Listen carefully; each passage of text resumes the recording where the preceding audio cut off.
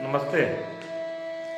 आज एक कहानी आप लोगों को सुना रहा हूँ। वैसे तो यह कहानी आप लोगों ने जरूर कभी न कभी सुनी होगी। नाना नानी, दादा दादी, बड़ी माँ, माता जी या किसी भी बड़े बुजुर्ग से। खैर, कहानी है अनुभव की। कहानी है एक वैसे व्यक्ति की जो देख करके परख करके सटीक उसका जवाब देता था और उस जवाब के हिसाब से उसका एक राजा थे विश्वनाथ प्रताप। बहुत काबिल, होनहार, प्रजा और भक्त वत्सल, मंत्रिमंडल का पूरा समूह योग्यता लिए हुए, कुछ भी हो जाए उसका उतर निवारण।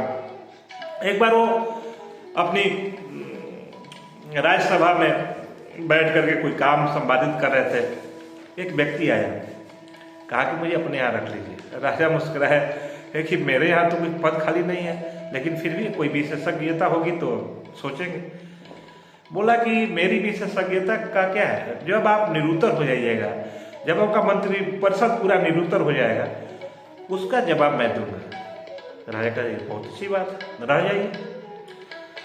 उन्होंने व्यवस्था कराई और अपने अस्तबल का इंचार्ज बना दिया। तब तक कोई समस्या आएगी तो देखेंगे, तब तक आप मेरे इस अस्तबल को देखिए। अस्तबल मतलब तबेला, घोड़ों की रहने की जगह रहने लगे। राजा एक बार तफरीहान उधर की तरफ गए तो अपने सबसे प्रिय घोड़ा, जो उनका प्रिय घोड़ा था, बिजली की तरफ दौड़ता और थोड़े से इशारे पे एकदम उसके बारे में पूछा, इसके बारे में बताइए। क्योंकि उन्होंने बहुत मूल्य दे करके उसे, विदेशी नस्ल का घोड़ा था, व्यापारी से खरीदा था। उन्होंने अपने प्रिय घोड़े के बारे में पूछा, इसके बारे में क्या राय है आपकी। तो उसने कहा, बुजुर्ग ने, घोड़ा तो ठीक है लेकिन नस्ली नहीं है। नस्ली नहीं है, हाँ, इसका स्वभाव। खैर, कुछ जवाब तर्क नहीं दिया उन्होंने। घोड़ा जिस व्यापारी से उन्होंने लिया था उसको बुलवाया, कहा कि घोड़े के बारे में पता करो, क्या है नहीं है, कैसे। उसने कहा कि घोड़ा तो ठीक है, इसकी माँ इसको जन्म दे के मर गई थी, इसका लालन पालन गायों के बीच हुआ है, दूध पी करके बड़ा हुआ है, बाकी तो ठीक है, अपनी माँ का दूध नहीं पिया इसने। ठीक है, तुम जाओ। राजा ने उसे कहा कि तुम ठीक है, जाओ। अब राजा बुलवाए उस बुजुर्ग को। क्या जी, क्या दिक्कत है उसमें, कैसे वो नस्ली नहीं है। बुजुर्ग ने कहा कि हुजूर, वो सामान्य जो घोड़ा होता है, वो जब भी घास उठाता है या जब भी कुछ खाने को उठाता है, आकाश की तरफ उसका सिर हो जाता है। लेकिन ये जो घोड़ा है ना, ये मूड़ी नीचे करके खाता है। नस्ली घोड़े ऐसा नहीं करते। लगता है कि गाय का बछड़ा हो ये। जैसे गायों का जो स्वभाव होता है ना, गायों का, उसी तरह का स्वभाव इसका है। तो राजा कुछ बोले नहीं, बात आई गई हो गई, क्योंकि उन्होंने तो पहले कंफर्म कर लिया था। अब राजा उस पर ध्यान देने लगे। राजा खुश थे, उसको अलग से थोड़ा दही, थोड़ा घी वगैरह उसको उसके यहाँ भिजवा दिया। कुछ दिन के बाद राजा ने कहा कि इसके साथ साथ आप और भी निवास वगैरह सारा चीज देखिए। या वो भी घुल मिल गया, पूरा महल उसके लिए आवाजाही का केंद्र हो गया। राजा एक बार आराम में थे, उन्होंने कहा कि, क्योंकि उनकी जो बहुत प्रिय रानी थी, बहुत मानते थे उसको, पूछा कि मेरी रानी के बारे में आपका राय क्या है।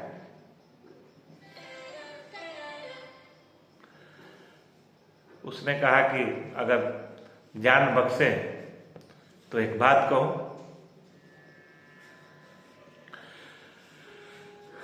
उन्होंने कहा, अरे बताओ। कहा कि आपकी रानी कोई राजपूत की कन्या नहीं है, इसमें वैसा कोई गुण नहीं है जो एक राजपूत की कन्या में होता है। राजा तो एकदम बेचैन हो गया। क्योंकि पड़ोस के ही राजा की लड़की थी। कुछ बोला नहीं, खबर भिजवाया। उसके ससुर तो स्वर्गवासी हो गए थे। उस रानी की माता जी थी, बुलवाया, आई, बोला सच सच बताइए, ये जो मेरी पत्नी है आपकी बेटी, इसकी पैदाइश कैसे हुई? रानी ने कहा कि ये मेरी कनीज की लड़की है। क्योंकि आपके बचपन में ही जब आप छोटे थे और मेरे यहाँ कन्या जन्म ली थी, हमारे महाराज और आपके पिताजी ने तय कर दिया कि हम लोग एक दूसरे को अपना बेटा और बेटी से शादी करेंगे। लेकिन 6 माह के बाद ही मेरी बेटी मर गई। क्योंकि वचन था, हम लोग नहीं चाहते थे कि आपके पिताजी का दिल दुखे, संबंध अच्छा रखना था। तो हमने अपनी कनीज की जो बेटी थी उसी उम्र की, उसको अपने यहाँ एडप्ट कर लिया, उसको पाला पोसा, और समय आया तो उसका शादी आपसे कर दिया। यही है। लेकिन हमने कोई संस्कार गड़बड़ नहीं किया है। संस्कार तो जो भी एक बेटी में होना चाहिए राजा के है उसमें है, कोई बात नहीं करिए। राजा थोड़ा विलम्ब के बाद फिर इससे मुखातिब हुआ उस बूढ़े से। कहा गया बताओ तुमको कैसे पता चला कि रानी जो है वो राजा की बेटी नहीं है? उसने कहा कि उसका हाव भाव राजा रानी की तरह नहीं रहता। वो अपने माता जो काम करने वाली दाई या जो भी नौकरानी होती है उससे उसका व्यवहार बड़ों का व्यवहार जैसा नहीं लगता। वो ऐसा लगता है जैसे किसी कनीज की लड़की हो। उसमें वो बड़प्पन नहीं है जो बड़प्पन एक रानी में रहना चाहिए। बहुत भद्दा है, सामान्य व्यक्ति से भी गया गुजरा। बात तो आई गई हो गई। कुछ दिन के बाद उधर फिर जब ये कहा तो फिर उसको 3-4 किलो घी, कुछ खाने की और सामान भिजवा दिया राजा ने इसके यहाँ। कुछ दिन के बाद राजा टहलते हुए फिर आया इस बुजुर्ग के पास। कहा कि चलिए अब तो सब हो गया, मेरे बारे में बताइए। अब तो ये बूढ़ा जो है थर थर कांपने लगा, पसीने आने लगे, जाड़ा का सीजन था और ये पूरा पसीने से तरबतर। कहा कि जान बख्श देंगे, यह वचन दीजिए, मेरी जान नहीं लीजिएगा, फिर मैं बताऊंगा। राजा ही फेरे पड़ गया। लेकिन क्वेश्चन तो क्वेश्चन होता है भाई। राजा को भी लगा कि जरूर कुछ गड़बड़ है। फिर भी कहा कि चलो कोई बात नहीं, मारेंगे नहीं तुमको, बताओ जो भी सही है। कहा कि आप राजा के लड़के नहीं हैं। क्या? हाँ, ये आपका स्वभाव है, कोई राजा का जो गुण होता है वो आप में है ही नहीं। अब तो राजा को तो मानो पैर तले जमीन ही खींच सके। फिर राजा क्योंकि पहले ही वचन दे चुका था कि मैं मारूंगा नहीं, राजा वहां से उधर चला उस कक्ष की ओर जिधर उसकी माता जी रहती थी। अपनी माँ के पास गया और तमतमाया चेहरा।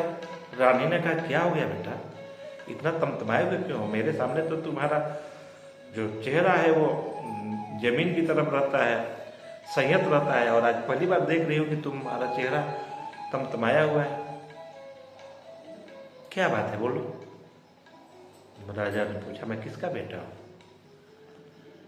रानी ठहर सी गई, फिर वो मुस्कुराए कि मेरा बेटा बड़ा हो गया है, तू मेरा बेटा नहीं है। मैं किसका बेटा हूं? उन्होंने कहा कि तू एक अहिर का लड़का है जो गायों की देखभाल करता था मेरे यहाँ, तू उसी का पुत्र है। मेरा बेटा जब 6-8 महीना का रहा होगा तो किसी कारण बस अनायास तबीयत खराब हुई और हमने कानों कान किसी को खबर नहीं होने दी। राजा भी अब उम्र दराज हो चुके थे। हम पति पत्नी दोनों लोगों ने तय किया कि एक लड़का रखेंगे। और हमने जो हम लोग के यहाँ जो काम करता था, गायों की देखभाल करता था, उस यादव से तुमको मांग लिया और एक राजा की तरह तुम्हारा पालन पोषण किया, पढ़ाया लिखा। ऐसा कोई गुण ही नहीं है जो एक राजा में नहीं होना चाहिए, जो तुमको सब कुछ दिया, सर्वगुण संपन्न बनाया हम लोगों ने, और ईमानदारी पूर्वक तुम्हें राज भी सौंप दिया। फिर भी तुम हो तो उस यादव के ही बेटे हो। राजा तो सिर झुकाए हुए अपनी मां के कक्ष से निकला और सीधा उस बुजुर्ग के पास मुखातिब हुआ। बोला कि ये तो ठीक है, तुमको कैसे पता चला कि मैं राजा का बेटा नहीं हूं, मेरा बाप कोई और है? तो बुजुर्ग ने कहा कि हुजूर माफ करें, नस्ली लोग अगर प्रसन्न हो जाए, राजा अगर प्रसन्न हो जाए, तो वो हीरे मोती माणिक्य स्वर्ण मुद्राएं प्रसन्नता में दान देता है। लेकिन आपने जब भी प्रसन्नता व्यक्त की तो आपने दही भेजवाया, तो कभी घी भेजवाया, तो कभी मक्खन भेजवाया, कभी माठा भेजवाया। ये राजा का गुण नहीं है, ये किसी यादव का गुण हो सकता है। राजा बदल चुका था, उसको अपने अस्तित्व का ज्ञान हो चुका था। राजा ने उस व्यक्ति को अपना गुरु बना लिया, सष्टांग हो गया, कहा कि अब बस हुआ, अब इस राज को जैसे चलाना हो चलाइए, जो आपका आदेश होगा उसका हम पालन करेंगे। अब आगे से मैं, चूंकि मैं इस युग हूं ही नहीं,